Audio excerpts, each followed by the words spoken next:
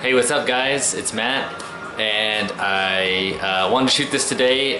For those of you who follow my Instagram, you may have saw my post, but I officially got a job offer and I did accept.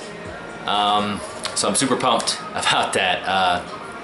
You know, it brings all the work you've put in, like in the last 2 years or 4 years or whatever, you know, degree length you're doing. It really brings it together when you get that offer.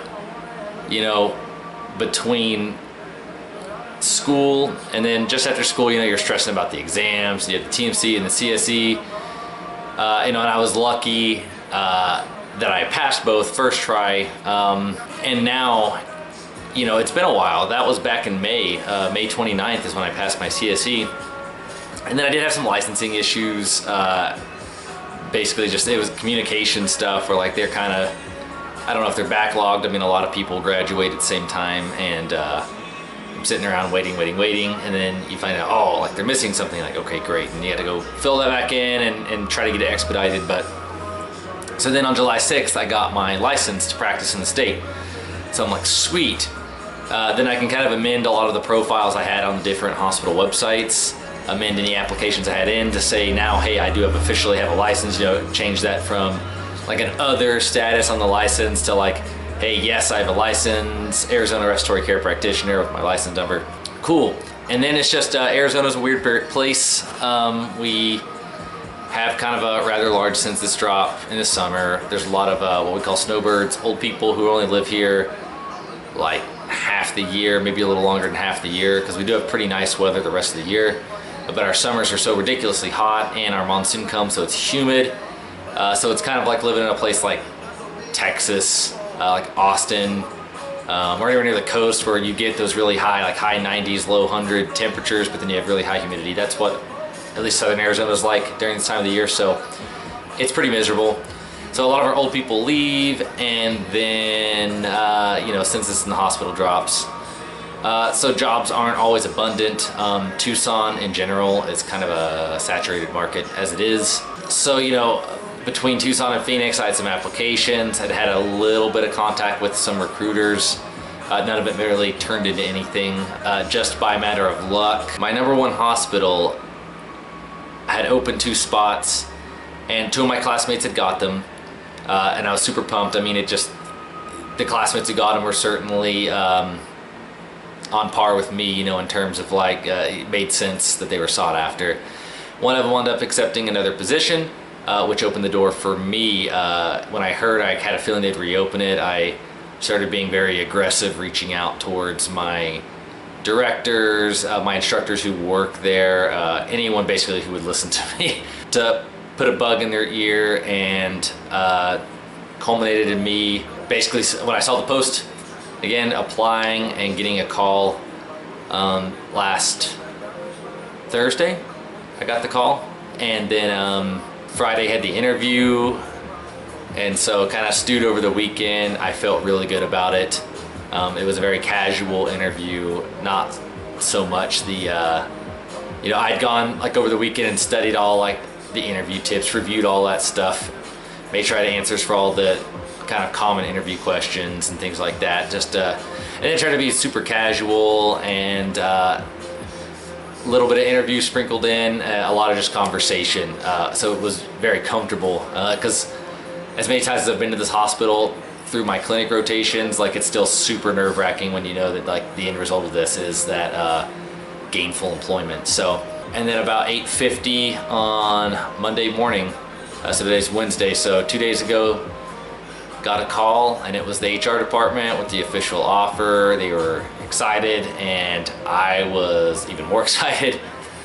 So yeah, official offer accepted. I'm super pumped. It was my #1 choice. So it was my #1 choice. If you go back to some of my original videos when I was kind of griping about clinical locations, this place has always been in my my top. The first time I got to go there, it really turned into my #1. Once I first had my exposure to their staff and the way they do things, it was just, I was like, wow, this is the place that I want to work. It is not the level 1 trauma center, you know, academic medicine. As much as I like that place and all, it had its merits, it was certainly not my number one. This hospital, it's a little smaller, but the scope is so much bigger that I'm super excited about it. I don't know what else to say at this point. I can't wait to get started. I actually go on the 22nd for all of my employee health stuff, and I gotta go through payroll and do all the tax forms and stuff, get that all set up, and then my official first day of work is September 4th. And then that's the start of my orientation, so I have to do a class that's like from 7 or 8 in the morning till noon. Then I'll report to my manager, and from there I will do 4 weeks of orientation with them during the days. It is a full-time position, and it is at night, even though my 4 weeks of orientation is dayside.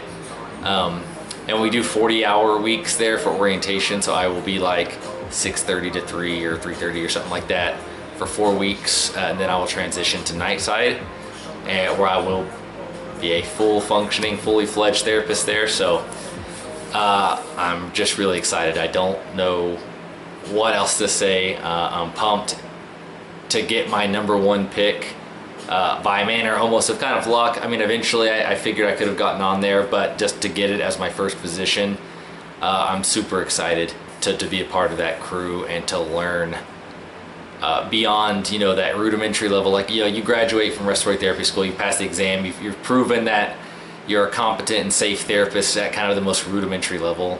And then once you start working is where you really start to develop that knowledge, you know, that learn every day kind of concept. So I said I'm super pumped. And like I said, I promised I would keep you guys all up to date, and I will continue to do so as I officially enter the workforce. Lots of other stuff to talk about. I promise for all of my students who are out there, I have some things to talk about in terms of school, and I'm planning, I may even shoot the video today, mostly because I'm a little heated about it. So we'll see if I shoot that today.